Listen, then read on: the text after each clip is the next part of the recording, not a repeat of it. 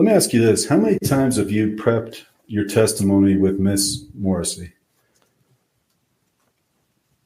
A few. How many times have you met with her? How many days? I couldn't say an exact number. Was it 2? Is it 3? Again, I couldn't say an exact number. So you don't know how many days you've met to prepare? An exact number? No, and I don't want to just assume. Okay. Have you talked to her on the phone about it? Yes. Did you go over the questions she was going to ask you and your answers? Yes. So in essence, you practiced for today, right? Yes.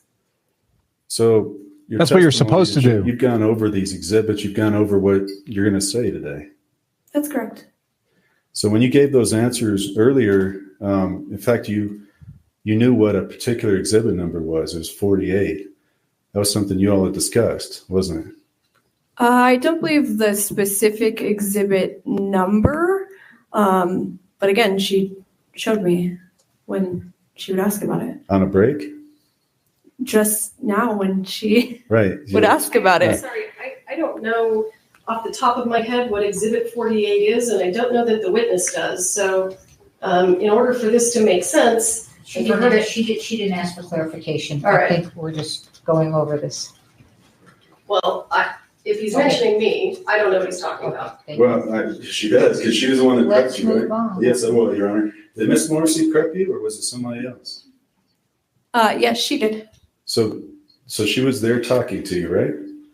Or on the phone or in person? She was the one talking to you. Correct? Yes, it's pretty normal to prep with the attorney you're working with for a trial. Did you help prep other witnesses in this case with Miss Morrissey? Were you present? No. Okay. As a case agent, I'm not accusing you of anything. I'm just wondering if you were present during other interviews. Asked and answered. She already said no. Move on. Okay. Now, that's the face you make when you realize your lawyer's garbage. You and Mr. Baldwin had 2 phone calls that you recorded. You recall that? Yes. And did you have other phone calls that were not recorded? There may have been. Would that be unusual for in your standard operating procedures to have a call with a suspect that you do not record? So it was a phone call. So no, we're not really required to use lapels to record phone calls. Okay, is that true though? When you have a suspect in a shooting case, he's the one accused of shooting. If that person calls you, you're saying you don't have to record that? By policy, no. I've had numerous phone calls where I potentially didn't have a lapel near me. They take time to turn on. So it's possible. There are probably other phone calls in this case that weren't recorded as well. Do you remember the substance of the unrecorded phone calls? Can you point them out? I don't. I don't know because we don't have them recorded. I'm just wondering if you can remember any of the substance. No. So in the recorded phone calls, do you recall a call of 13 minutes with Mr. Baldwin, approximately, in which he was driving to Vermont? I'm sure that there was one.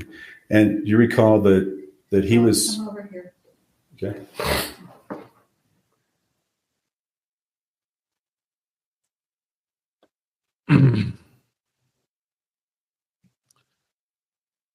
The judge is so unhappy. The judge is so unhappy having to deal. Look how she's looking at attorney Jason Bowles. Look at her. She looks like she's his ex-wife, and he hasn't paid his alimony and child support this month.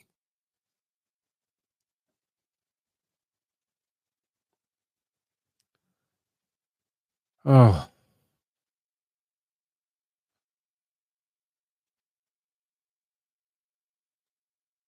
She just caught little Timmy with his wiener out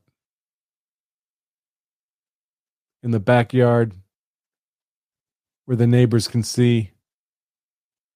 Yeah, that's the guy on the right, Jason Bowles, the defense attorney.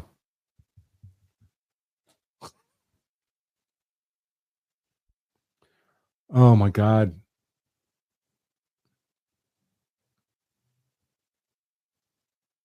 Hannah hired this guy as a lawyer, like Rust hired Hannah as an armorer.